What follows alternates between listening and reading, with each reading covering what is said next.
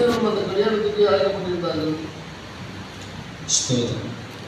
யோவான் 2ஆம் அதிகாரம் 1ஆம் வசனத்திலே நாம் வாசிக்கிறோம், 3ஆம் நாளிலே கலிலேயாவில் உள்ள கானா ஊரிலே ஒரு திருமணம் நடந்தது. இயேசுவின் தாய் அங்கே இருந்தார். அல்லேலூயா.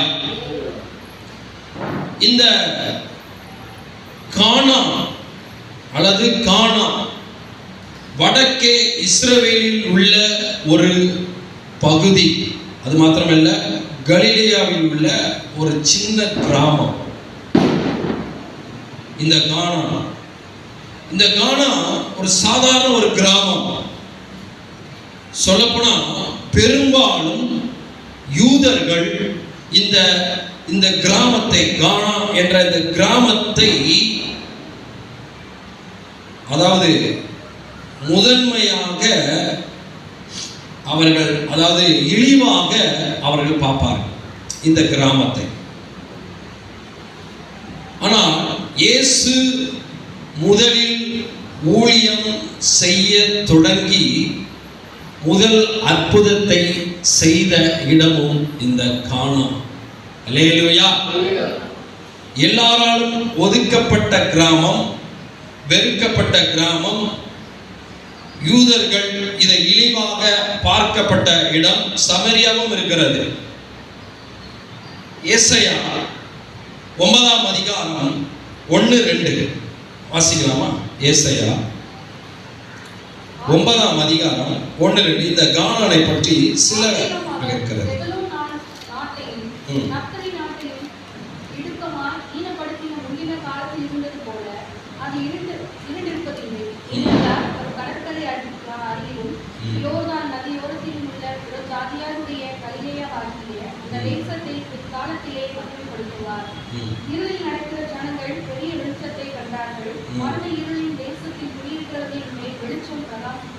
அல்லேலூயா.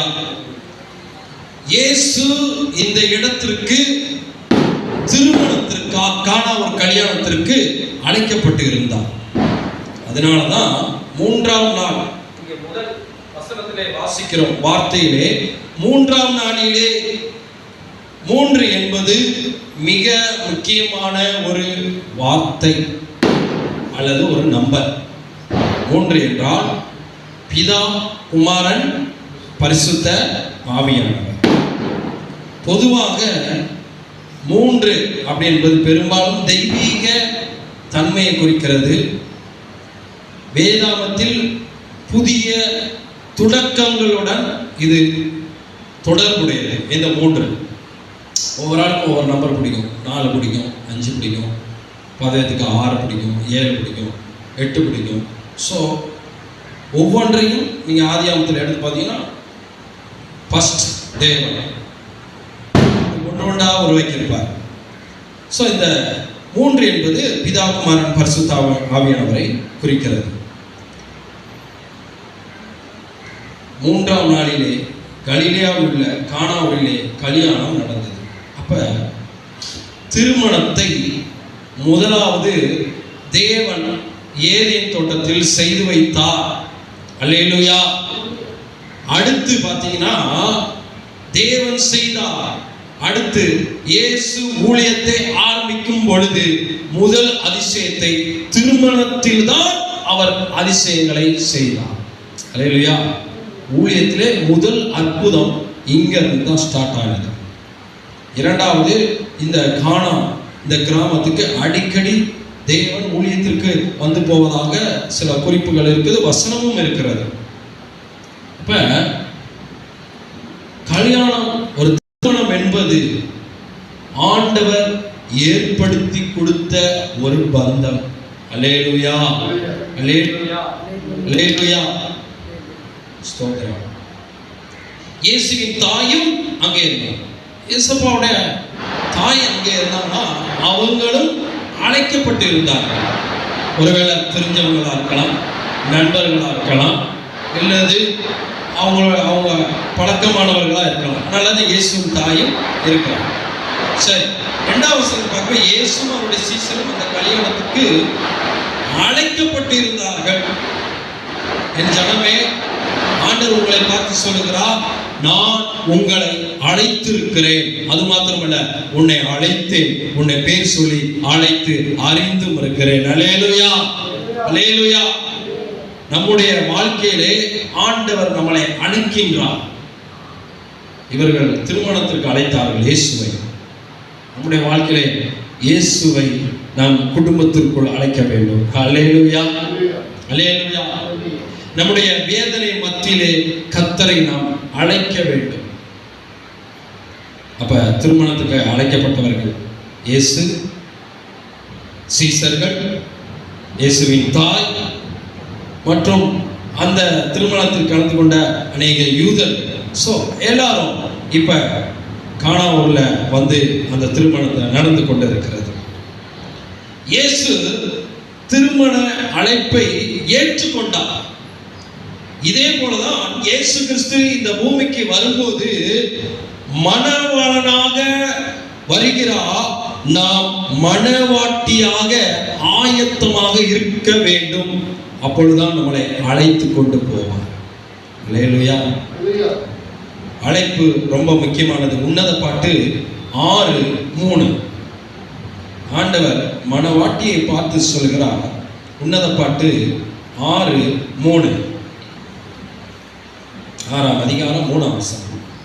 நான் என் நேசருடையவன், என் நேசர் என்னுடையவர், அவர் நீதி புஸ்தகங்களுக்குள்ளே மேய்கிறார். பாருங்க, ஒன்னு டிரான்ஸ்லேட் பைபிள்ல பார்க்கிறோம், நான் அவருக்கு உரியவள், அவர் எனக்கு உரியவர். ஹல்லேலூயா. வசனம் சொல்ல கரெக்டா சொல்லு. ERV டிரான்ஸ்லேட் பைபிள்ல நான் அவருக்கு உரியவள். மணவாட்டியாகிய நான் இயேசுவுக்கு உரியவள், மணவாளனாகிய அவர் எனக்கு உரியவர்.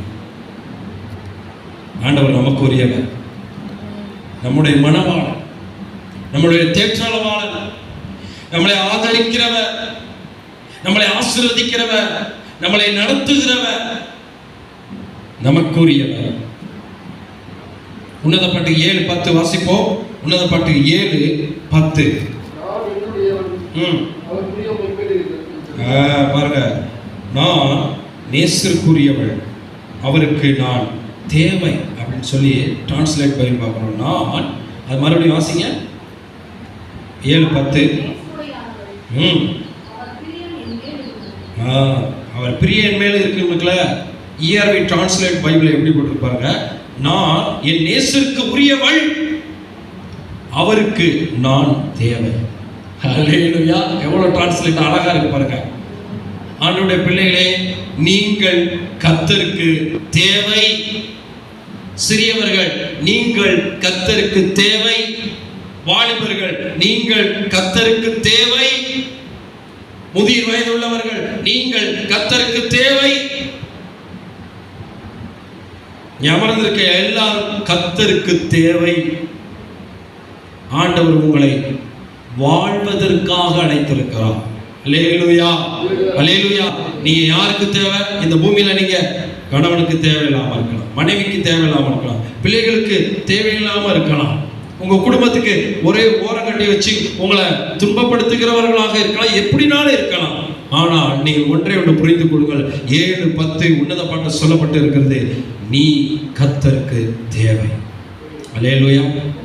கரங்களை உயர்த்தி சொல்லுங்க, நான். அப்படியே தலைமையில கை வச்சு, நான் கர்த்தருக்கு தேவை, கர்த்தருக்கு தேவை. அல்லேலூயா. அப்ப ஆண்டவர் நம்மளை அழைக்கிறார். திருமணத்துக்கு அழைத்தார்கள்.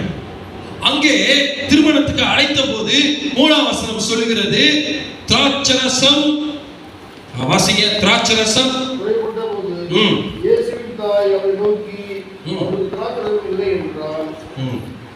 பாருங்க. 3ஆம் வசனத்திலே திராட்சரசம் என்ன செஞ்சதாம்? திருமண வீட்டில் திராட்சரசம் போதுமான அளவு இல்லை, அது முழுவதும் தீர்ந்து போன பின்பு இயேசுவிடம் அவரது தாய் அவர்களிடம் வேறு திராட்சரசம் இல்லை என்றார்.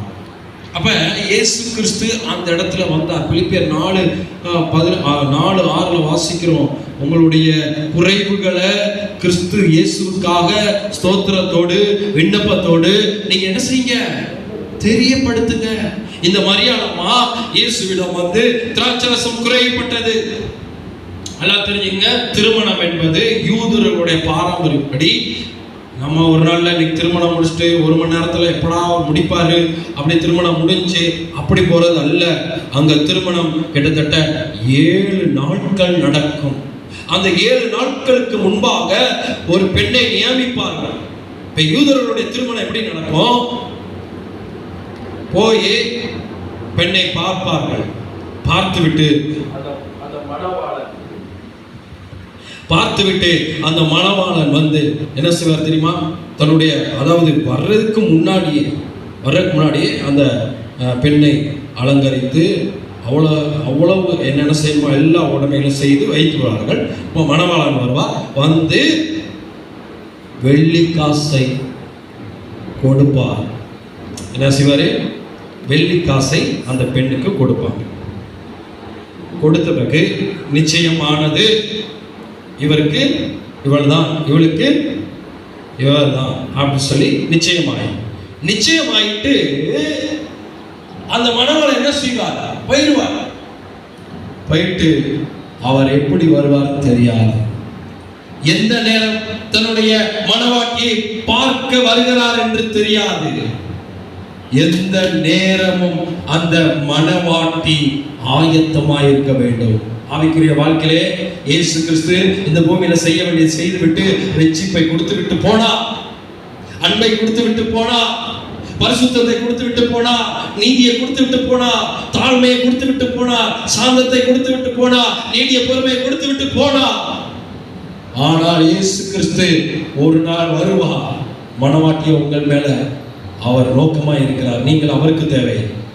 இப்ப இந்த மணவாளன் திடீர்னு, அதனாலதான் வேதாகமத்துல அந்த 10 வெள்ளிக்காசுல ஒரு வெள்ளிக்காசு காணாம போன உடனே அந்த அம்மா தேடி கண்டுபிடிச்சு எப்படினாலும் தேடிடணும். தொலைஞ்சு போச்சு, வெள்ளிக்காசு காணாம போச்சு. இப்ப இன்னைக்கு மணவாளன் வந்தார்னா என்கிட்ட என்ன செய்வாரு கேள்வி கேட்பாரு. அதனாலதான் அந்த அம்மா கூட்டி பிறக்கி தீவட்டியை பொருத்தி அங்கங்க எல்லா மூளை முக்க எல்லா இடத்துலயும் ஒரு பொருள் காணாம போச்சுன்னா தேடி கண்டுபிடிக்கலாம். அதை தேடி கண்டுபிடிச்சாங்க. அந்த ஒரு வெள்ளிக்காசு கிடைச்சதுக்கு அவ்வளவு சந்தோஷப்பட்டாங்க. அவ்வளவு சந்தோஷம் அந்த அம்மாவுக்கு. இப்ப வெள்ளிக்காசு கிடைச்சது. சோ இதே மாதிரிதான் யூதர்கள் அந்த திடீர்னு வந்து மணவாட்டியை பார்க்க வரும்போது கொடுத்ததை அவங்க பார்ப்பாங்க. உங்களோட வெள்ளிக்காசு, அவள் இதுல ஜாக்கிரதையா இருக்காளா, பத்திரமா வைத்திருக்கிறாளா எல்லாம் சொல்லி பார்ப்பாங்க. அதுக்கப்புறம் தான் திருமணங்கள் நடக்க ஆரம்பிக்கும். திருமணம் 7 நாட்கள் இந்த திருமணத்தை யூதர்கள் கொண்டாடினார்கள், திருமணத்தை நடத்தினார்கள். முதல் நாளிலே அங்கு திராட்சரசம் குறையவில்லை, 2ஆம் நாளிலே குறையவில்லை, 3ஆம் நாளிலே குறையவில்லை.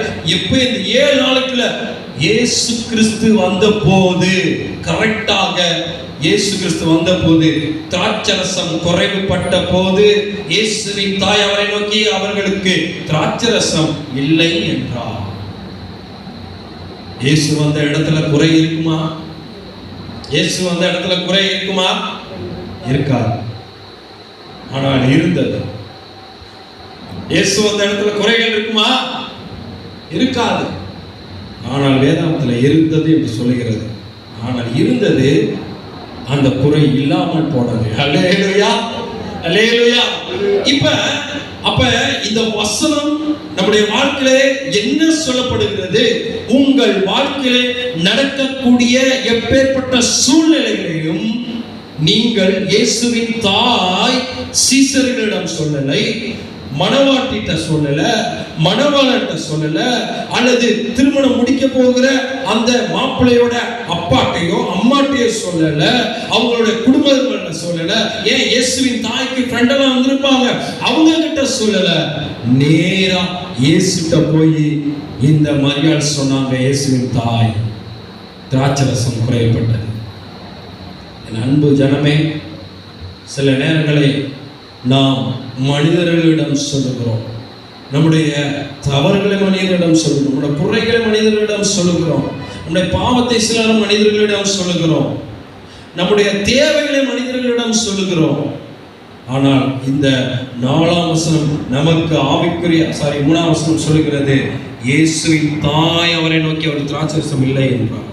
நம்முடைய வாழ்க்கையிலே நாம் சொல்ல வேண்டியது இயேசு கிட்ட, ஜீசஸ்ட சொல்லணும்.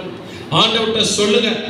உங்களுடைய எப்படிப்பட்ட பிரச்சனைகளா இருந்தாலும் சரி, யார்கிட்ட சொல்லணும்?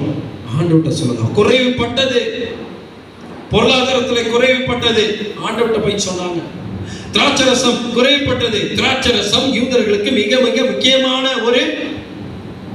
ஒரு பான பந்தி.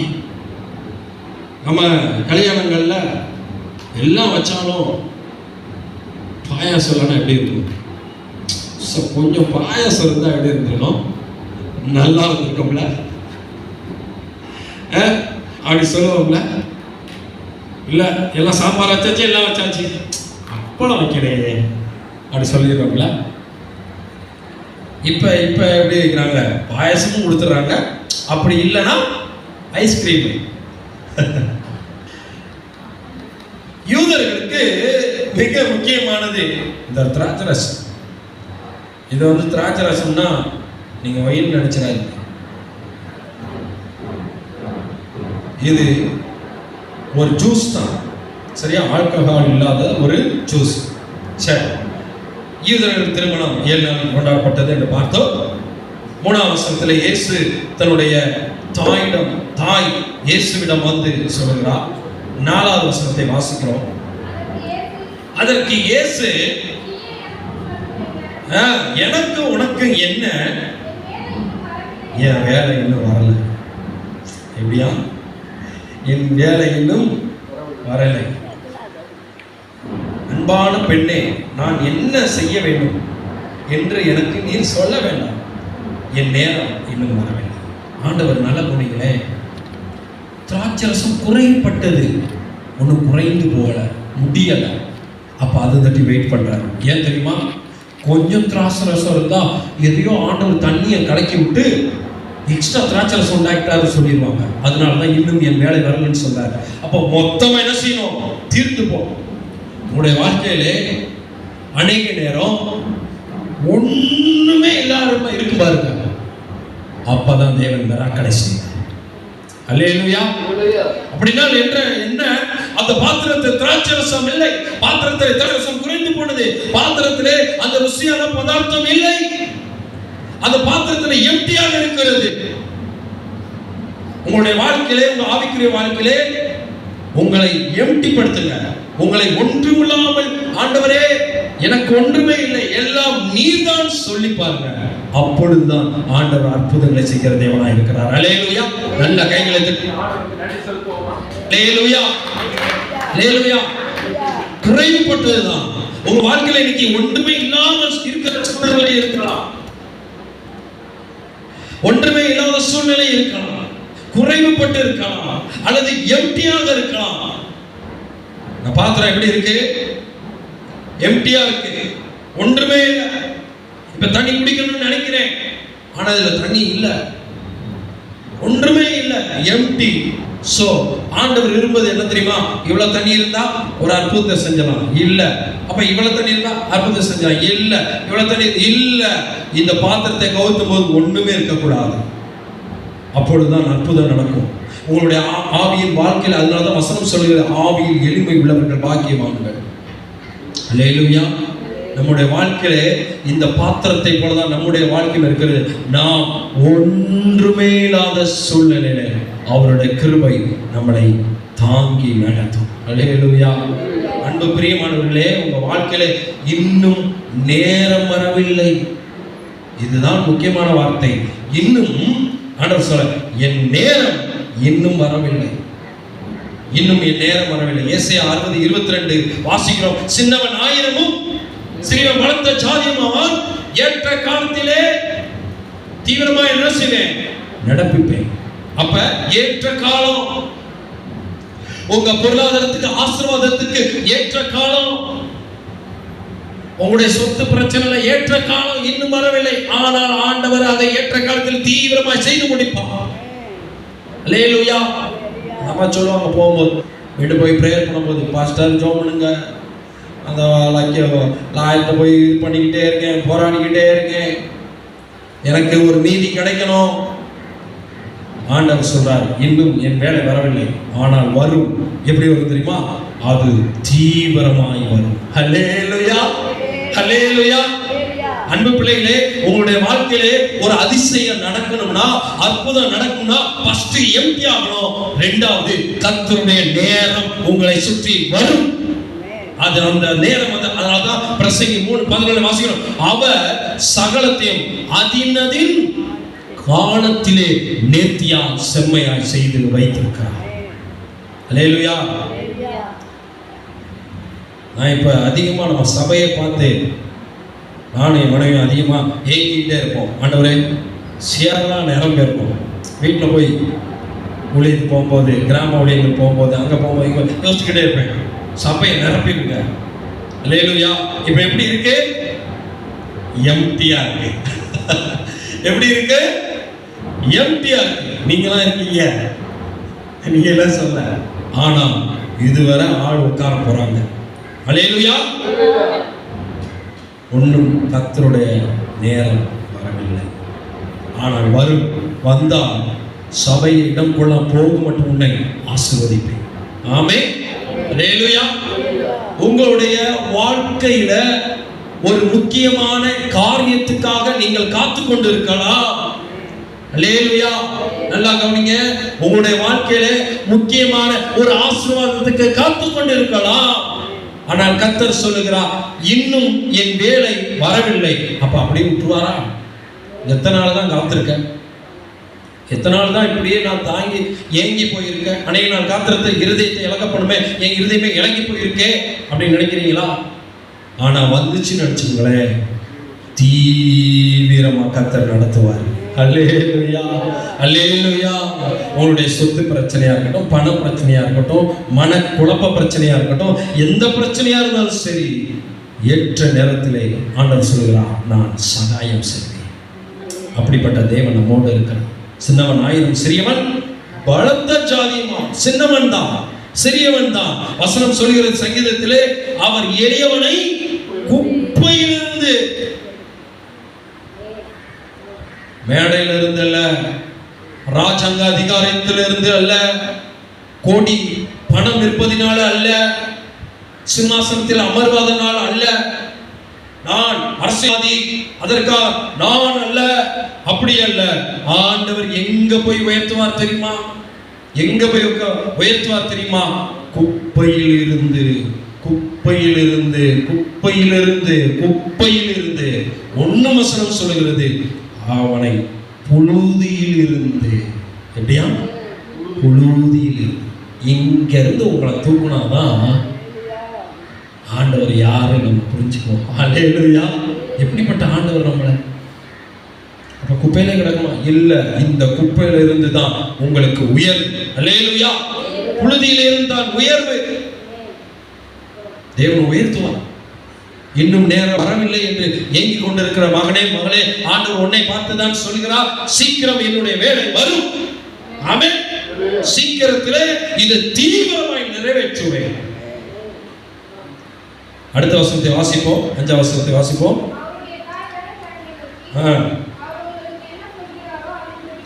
நல்லா கவனிங்க. உங்க வாழ்க்கையில எம்டியா இருக்கலாம், நேரம் வராமல் இருக்கலாம்.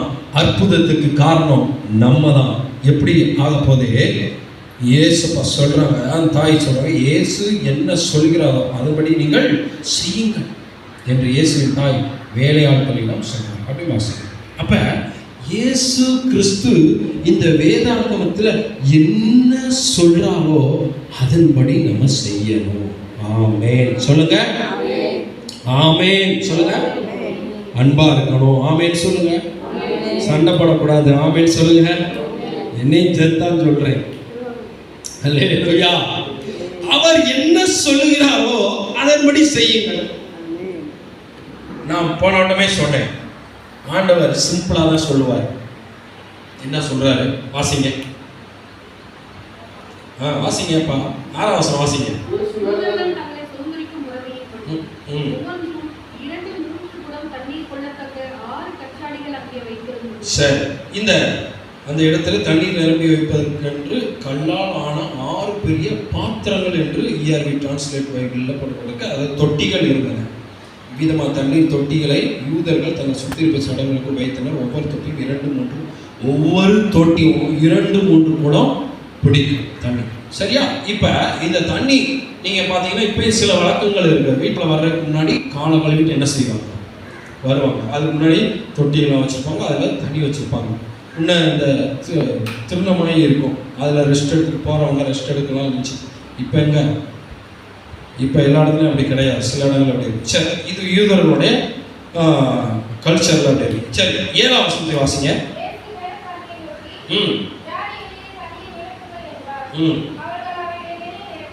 நல்லா கவனிங்க. இயேசு கிறிஸ்து இல்லாததை கொண்டு வா, எனக்காக இப்படி செய், எனக்காக அப்படி செய், உன்னை பீறிக்கொள்ளு, உன்னை அடித்துக்கொள்ளு, உன்னையே நீ வேதனைப்படுத்திக் கொள்ளு அப்படி சொல்லவில்லை. நீ எனக்காக இவ்வளவு தூரம் பயணமாக நடந்து வா அப்படி சொல்லவில்லை. நீ எனக்காக தன்னையே அழித்துக் கொண்டு தன்னுடைய சரீரத்தை கிழித்துக் கொண்டு எனக்காக இரத்த தியானம் செய்ய அப்படின்னு சொல்லவில்லை. இயேசு சொன்னார், இந்த தொட்டி இருக்கிறது, இந்த பாத்திரம் இருக்கிறது, 6 கச்சாடிகள் அங்கங்கே நிரம்பி இருக்கிறது, அதுல எம்டியா இருக்கு. எப்படி இருக்கு? மறுபடியும் எங்க வந்துருச்சு? எம்டிக்கு வந்துருச்சு. இப்ப புரியுதா? எம்டி, குடம் எம்டி, தொட்டி எம்டி, எல்லாம் எம்டி. உங்க வாழ்க்கையிலையும் பேங்க் பேலன்ஸ் எம்டி இருக்குதா? பொருளாதாரத்துல எம்டியா இருக்கீங்களா? கவலைப்படாதீங்க, தண்ணீர் நிரப்பப்பட போகிறது. சமாதான குறைவு இருக்கிறதா? எம்டியா இருக்கா? கவலைப்படாதீங்க, அங்க சந்தோஷம் பொங்க போகிறது. அல்லேலூயா. ஒரே வருத்தம், எப்ப பார்த்தாலும் வருத்தம், குடும்பத்துக்குள்ள வருத்தம், கவலை. நான் என்ன சொல்றேன், அந்த கவலை என்ற வருத்தம், பாரம், அதையும் எம்டி ஆக்கணும். எம்டி ஆக்கினாதான் கர்த்தர் நிரப்புறாரு. அப்ப கவலை இருக்கக்கூடாது. அப்ப இருந்தா அது பேர் என்ன? எம்டி இல்லைல்ல. அப்ப அது எம்டி, ஃப்ரீயா, வெறும் குடம் எம்டியா இருக்கு. அந்த பாத்திரத்தை ஆண்டவர் சொன்னார், சிம்பிளா சொன்னாரு. நான் மறுபடியும் சொல்றேன், சிம்பிளா சொன்னாரு, இந்த தொட்டியில தண்ணியை ஊத்து. என்ன செய்ய? தண்ணியை ஊத்து. ஆண்டவரே, திராட்சை ரசம் வருவதற்கு திராட்சை பழம் போட வேண்டுமே, அது என்ன ஆகும்? ரொம்ப மண்ணை புதைச்சி வைக்கணுமே, அப்படி பண்ணணுமே, இப்படி பண்ணணுமே, சுகரை போடணுமே, அதுக்கு அந்த ரசாயனம், அந்த கலர் பொடியை போடணுமே, ஜீனியை போடணுமே, அதை கிண்டணுமே. அவர் என்ன சொல்லுகிறாரோ அதன்படியே செய்யுங்கள். ஆண்டவர் சொன்னார், தண்ணியை என்ன செய்ய? இந்த 2-3 குடங்கள் நிறைய தக்கதான அந்த தண்ணி ஒவ்வொரு கச்சாடியும் அவ்வளவு பிடிக்கிறது. அப்ப நிரப்புங்க, அவ்வளவுதான் சொன்னார். செய்தார்களா? 8ஆம் வசனம் வாசிங்க.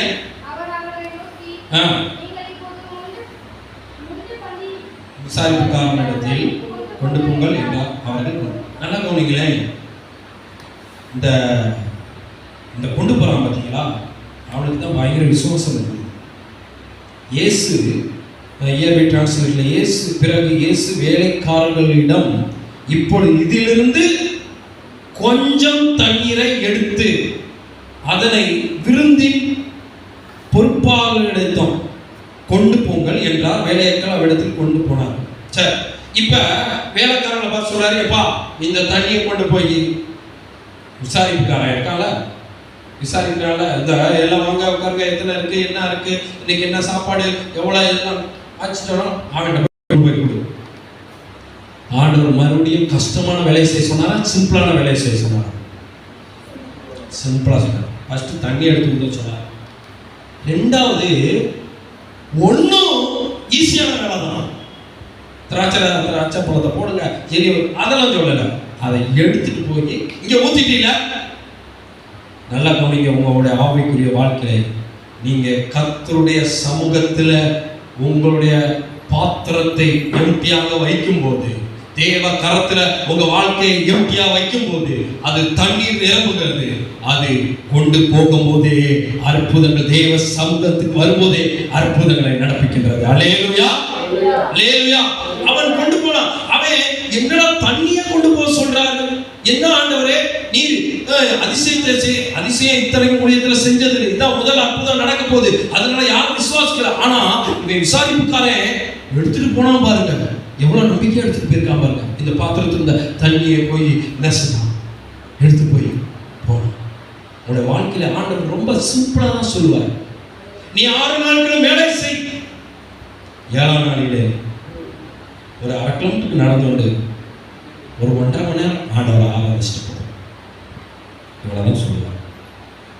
மகனே மகளே, உங்களை பார்த்து மறுபடியும் சொல்றாரு, நீ ஒன்றும் செய்யணும், 6 நாட்கள் நீ வேலை செய், உனக்காக உழை, அதையும் ஆசீர்வதிப்பேன். எனக்காக ஒரே ஒரு நாள், அந்த ஒரு நாள், மொத்தம் 7 நாட்கள், 7 நாட்கள் 6 நாள் நீ எடுத்துக்கோ. அந்த ஒரு நாள்ல வெறும் ஒரு 1.5 மணி நேரம் மாத்திரம் எனக்காக நீ வா, வந்து வார்த்தையை கேளு, கர்த்தரை ஆராதி. 10:30 நம்ம ஆராதனை ஆரம்பிக்கணும். வா, ஒரு பாட்டு பாடு, கர்த்தருக்கென்று நீ கொடுக்க வேண்டியது கொடு, ஆண்டவர் வார்த்தையை கேளு, ஜெபம் பண்ணு. ஆண்டவர் சிம்பிளா சொல்றார். இதை நம்மளால செய்ய முடியுமா முடியாது? சொல்லுங்க, முடியுமா முடியாது? முடியும் சொல்றாங்க, ஆமென் சொல்லுங்க. நீங்க ஆமென் சொன்னால்தான் நான் முடிப்பேன். அல்லேலூயா, ஆமென் சொல்லுங்க. ஆண்டவர் அவ்வளவுதான் கேட்கிறார். என் அன்பு ஜனமே, ஆண்டவர் உங்கள் மேல் நாம் முதல் வசனத்தில் வாசித்தது போல நீங்கள் கர்த்தருக்கு தேவை. உன்னத பாட்டில் வாசித்தது போல நீங்கள் கர்த்தருக்கு தேவை. சிம்பிளான காரியம், தேவ சமூகத்துக்கு வாங்க. இந்த பாத்திரங்கள் இருக்கதான் செய்தது, ஆனால் இந்த பாத்திரத்திலே கர்த்தருடைய அபிஷேகம் இல்லை, கர்த்தருடைய வார்த்தை இல்லை, கர்த்தருடைய கிருபை இல்லை, கர்த்தருடைய பிரசன்ஸ் இல்லை, ஒன்றும் இல்லை, எம்டியாக இருக்கிறது. அப்ப எப்படி அற்புதம் நடக்கும்? நம்முடைய வாழ்க்கையிலே நாம் எம்டியாக இருக்க கூடாது. அதனாலதான் அது எம்டியா இருக்கிறத கர்த்தர் எம்டியா பார்க்கல, தண்ணீரை ஊத்துன்னு சொல்லிட்டாரு. அபிஷேக தண்ணீரை ஊத்து, அல்லேலூயா. ஜெப வரங்களை ஊத்து, அல்லேலூயா.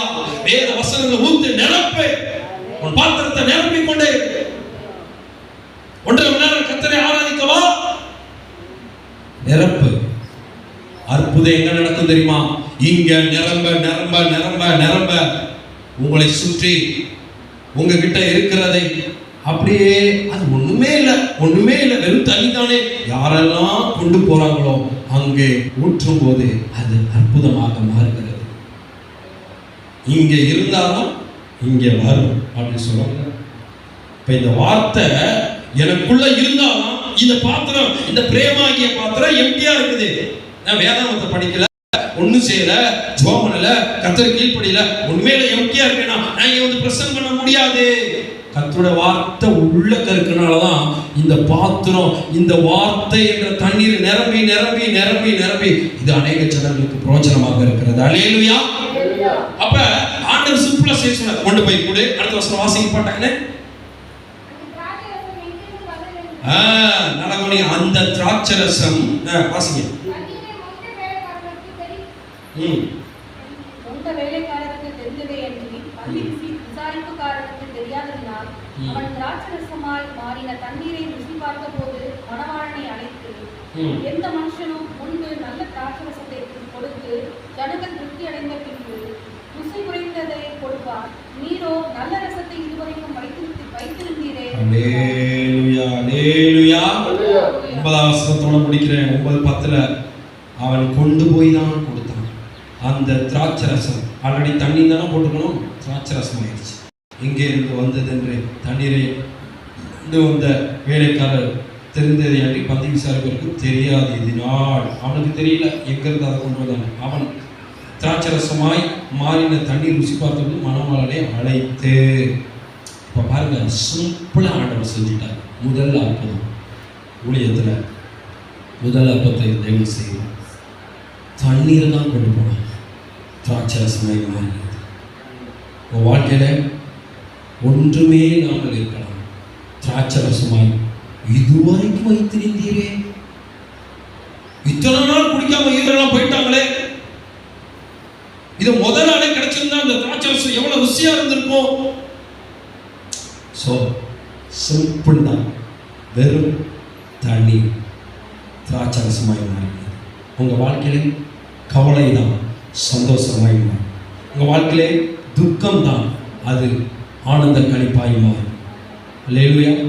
உங்கள் வாழ்க்கையிலே பலவீனம் தான், அதை இயேசுவின் இடத்தில் இயேசு சொன்னது போல அது கொண்டு போகும்போது அந்த பலவீனம் பலனாய் மாறும். அல்லேலூயா, அல்லேலூயா, அல்லேலூயா.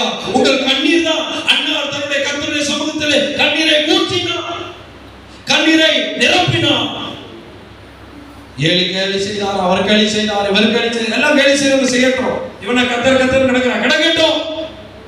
அவள் கர்த்தருடைய சமூகத்திலே கண்ணீரை ஊற்றின போது அவர் எழுந்து போய் துக்கமாய் இருந்ததிலே அடுத்த வருடத்திலே கொஞ்ச நாள் கழித்து எப்படி இந்த பலிபீடத்திலே அந்த அன்னாள் கண்ணீர் விட்டு அழுதாலோ அந்த கண்ணீருக்கு கர்த்தர் அற்புதமாய் சாமுவேலை பலிபீடத்திலே நிறுத்தி இஸ்ரவேலுக்கு தீர்க்கதரிசியாக மாற்றினார். அல்லேலூயா. உங்களுடைய வாழ்க்கையிலே நீங்கள் செய்ய வேண்டியது எப்படி படுத்துங்க, கர்த்தருடைய அபிஷேகத்தால் நிரப்பப்படுங்க, அதை மற்றவர்களுக்கும் பகிர்ந்தளிங்க. ருசி உள்ளதா உங்க வாழ்க்கை. இந்த திராட்சை ரசம் இந்த தண்ணீர் ருசி உள்ளதாய் மாறினது போல உங்களுடைய வாழ்க்கையில் கர்த்தர் உங்களை ருசி உள்ளவர்களாக மாற்றுவார். எத்தனை பேர் விசுவாசிக்கிறீங்க? ஆமென். இப்ப ஆண்டவர் சொல்றது நல்லா தெரியுங்க, உங்க வாழ்க்கைய கர்த்தர் ருசி உள்ளதா மாற்றுவாருங்க. அவர் என்ன சொல்கிறாரோ அதன்படி செய்யுங்க. அவர் என்ன சொல்கிறாரோ, பாஸ்டர் என்ன சொல்கிறாரோ அல்ல, உங்க மிஸ் உங்க டீச்சர் என்ன சொல்றாங்களோ அல்ல, உலகம் என்ன சொல்லுதோ அதல்ல, குடும்பம் என்ன சொல்லுதோ அதல்ல, உங்களை நகைக்கிறவர்கள் என்ன சொல்கிறார்களோ அதல்ல, உங்களை நேசிக்கிறவர்கள் என்ன சொல்கிறாரோ அதல்ல, உங்க கணவன் என்ன சொல்கிறாரோ அதல்ல, உங்க மனைவி என்ன சொல்கிறாரோ அதல்ல, உங்க பிள்ளைகள் உங்களை வேண்டாம் என்று சொல்கிறார் அதல்ல, உங்க சொந்தங்கள் உங்களை என்ன சொல் அதல்ல, அவர் என்ன சொல்கிறாரோ அதன்படி செய்யுங்க. சாதாரண தண்ணீர் எம்டியான பாத்திரம் திராட்சை ரசமாய் மாறினது. மனிதர்கள் திராட்சை ரசத்தை உருவாக்குறதுக்கு அந்த யூதர்கள் அத்தனை நாட்கள் ஆகும் சொல்றாங்க. அதை ஒன்றும் ஆராய்ச்சி பண்ணி நான் படிக்கல.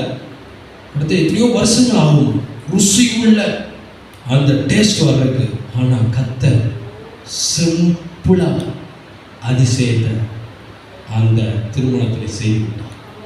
உங்கள் குடும்பத்திலே இயேசப்பா அதிசயத்தை அற்புதமாக நடத்திடுவார். உங்களுடைய பிள்ளைகள் வாழ்க்கையிலே எம்டியா இருக்கா, கர்த்தர் அதிசயம் அப்படியே சும்மா லேசா அப்படி செஞ்சிருவார். சின்னவனாய் சிறிய பலத்தை சாரியமாவான், ஏற்ற காலத்தில் நான் இதை தீவிரமாய் நடப்பிப்பேன். அல்லேலூயா. அதிசயம் நடப்பதற்கு ஒன்று வேலை வராமல் இருக்கலாம், ஆனால் அவர் சொன்னார் அதன்படி செய்யுங்கள். ஏற்ற காலத்தில் தீவிரமாய் அவர் உங்களுக்கு செய்து முடிப்பார். அற்புதங்களை செய்வார், அதிசயங்களை செய்வார். கர்த்தர் நம்மோடு இருக்கிறார். வசனத்தில் நம்ம வாசிக்கிறோம் அல்லவா, ஏசாயாவில் வாசிக்கிறோம். எனக்கு வார்த்தை அதை எந்த அதிகாரம் தெரியல, 60:22 நினைக்கிறேன். உங்களை அதிசயமாய் நடத்திட்டு வந்த உங்கள் தேவனாகிய கர்த்தருடைய நாமத்தை துதிப்பீராக. என் ஜனங்கள் ஒருபோதும் வெட்கப்பட்டு போவதில்லை. இயேசுவ இந்த திருமண நாளிலே, இயேசுவ கல்யாணத்துக்கு, இயேசுவ இந்த குடும்பத்துக்கு, இயேசுவ யூத ஜனங்கள் அழைத்திருந்தார்கள். மணவாளன் அழைத்திருந்தார், மணவாட்டி அழைத்திருந்தார்கள், சொந்தங்கள் அழைத்திருந்தார்கள், நண்பர்கள் அழைத்திருந்தார்கள். ஆனால் இந்த மணவாளன் மணவாட்டி யார் அழைத்தான்னு எனக்கு தெரியல, இயேசுவ. ஆனா இயேசுவ அழைச்சனால அவர்கள் திராட்சரசம் ஒன்று குறைபடவில்லை. இரண்டாவது, அந்த இடத்திலே அந்த திருமணம் வெட்கப்படவில்லை. அல்லேலூயா. அந்த திருமணம் அவன் ருசி பார்த்துட்டு சொல்றான், ஐயோ இந்த திராட்சரசம் முன்னிலும் எப்படி இருக்குதா, இதுவரை நீங்க வச்சிருந்தீங்களே, முதலே கொடுத்துருக்கீங்களே, முதலே கொடுத்திருந்தா எவ்வளவு சந்தோஷமா இருக்கும். சில டேஸ்ட, சில அற்புதங்களை கர்த்தர் கொடுக்கறதுக்கு முதலே கொடுக்க மாட்டாரு, லேட்டா கொடுப்பாரு, லேட்டஸ்டா கொடுப்பாரு, அழகா கொடுப்பாரு, அற்புதமா கொடுப்பாரு. அல்லேலூயா. எழுந்து நிற்போம். ஆண்டவர் நம்மோடு கூட இருந்து நம்மளை நடத்துவாராக. அல்லேலூயா. நன்றி ராஜா, நன்றி.